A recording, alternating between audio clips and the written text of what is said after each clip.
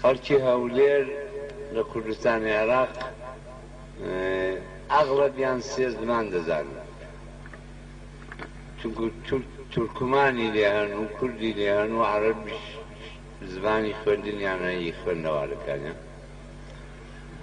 لەبیرمە ڕۆژێکی ڕئیسی یەکەتی ئەدیبانی عێراق مامۆستا ساڵح یوسفی یادی بەخێر داوای لێکردم بە مناسەبەتێک شارێک بڵێم.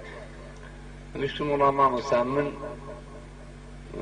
ناتوانم شاری بە مناسەبەت بڵێم، شارم لەبێ بۆ خۆی بێەوە نەبێ دەتوانم بڵێم.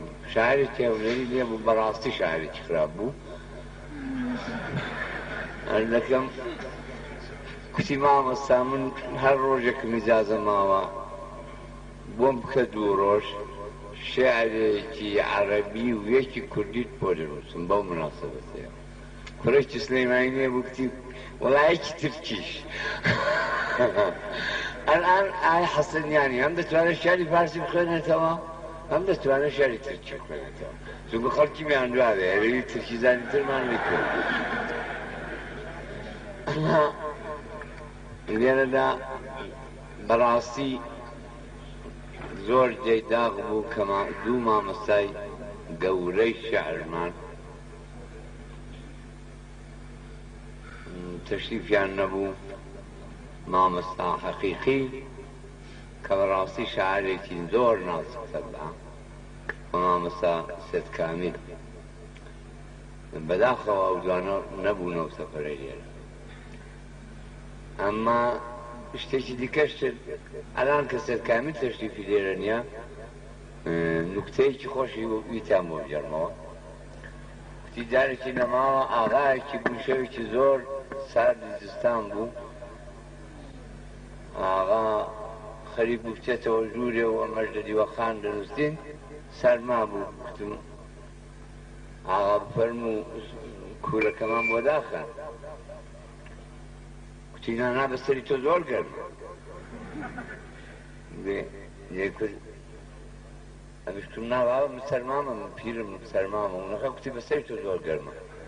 کوتی نۆکەرێکی لێوە ڕاستا و کوتی ئاغا گەوایەکی باوەشێنێکیان بۆ بنێرە.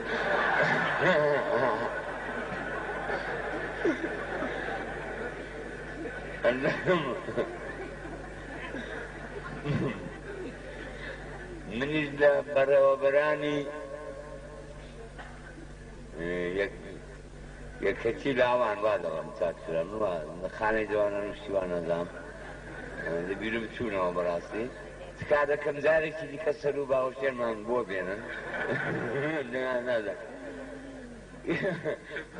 ئەو جارێ ئەگەر ئەو باوەشێنی هێنا ئەو دەنی مامۆستا مەحموودی شاری عەرەبیمان بۆ بکەنێتەوە تاتی وەگرت. بەڵێ زۆر باشە مامۆستا.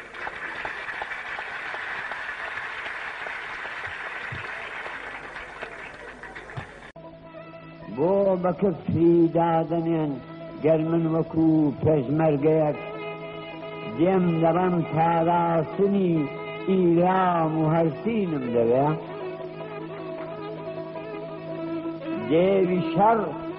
دێوی شەرسم کۆڵ دەکا لێم و دەبۆڕێنێ و دەڵێ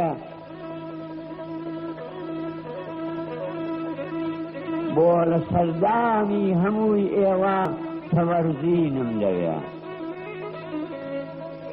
بۆ فریشتەی داد بە سینەی پڕ لە چینە و داخەوە هاتە کوردستان کوتی ڕەزمی شەیاتینم لەوێ. سەقز و سەردەشت و سابڵاغ و سنەی کرد غەرقی خوێن تێیتری ویستن کوتی بۆ سفرە حەوسینم دەوێ.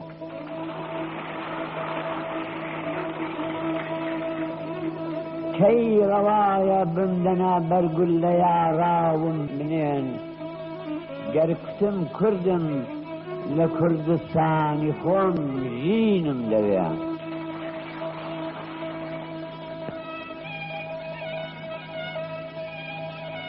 کور مەگەر کوندا کە هەر وێرانە بێ هێرانەکەی خاکی پرپیت و وڵاتی سەوز و ڕەنجینم دەوێ ئارەزوومە نیشتمانم ئاوەدان بێ و بێقڕا ئاشتی خوازم کوا وڵاتی پڕق و قینم دەوێ تانێڵم شوێنەواری نالەباری پەهلەوی نەکبەتی زۆردارەکان و خۆشی مسکینم دەوێ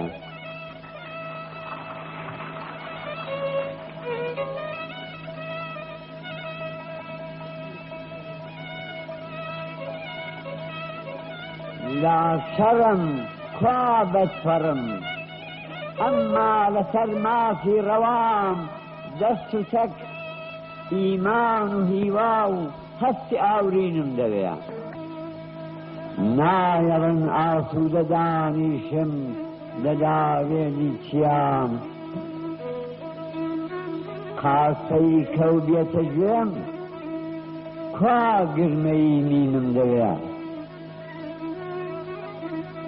نامەوێ خوێن بڕژێ یا بۆنی کەلاکی کۆن بکەم ڕەنگی خاش و گوڵاوە و بۆنی نەسرینم دەوێ دەرزی ئاژن بوو دڵم لە سوێی شەهیدانی نەمر دەرزی ئاژن بوو دڵم لە سوێی شەهیدانی نەمر بەز نییە مەودام بدەن تۆتکاڵە تەسکینم دەوێ باشارێکی عاشقانشتان بۆ بکەنەوە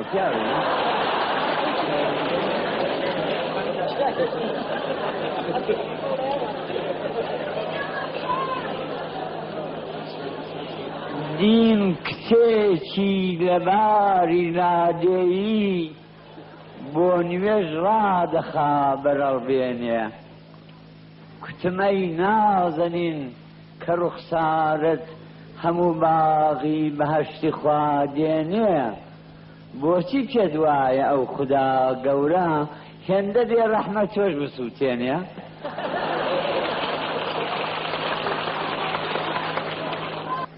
لەو دەمەیڕا دڵم لێی داوە بۆ جوان من دێوانەی چاوی جوانم چاوی جوان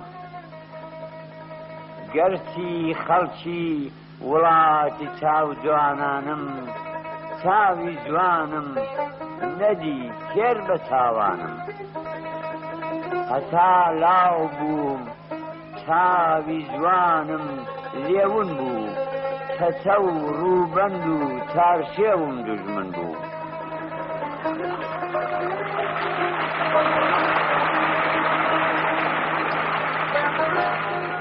ئێستا پیرم و کەوتوومەتە ئاویلکە چاوی جوانم لێون دەکات چاویلکە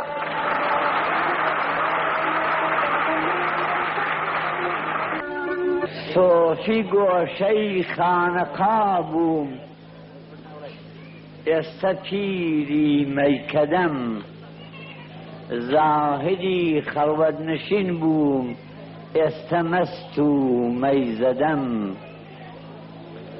سەروی ئازادیش لەبار و دڵکەش و بەرزە بەڵام گیانەکەم من شێت و شەیدای لار و لەنجەی ئەم قەدەم جیلوەی جوانی لە هەرچیدا هەبێ خۆشم دەوێ جیلوەی جوانی لە هەرچیدا هەبێ خۆشم دەوێ ڕۆژێ کوشتەی مینی ژۆپ و ڕۆژێ گیرۆلەی شەدەم کە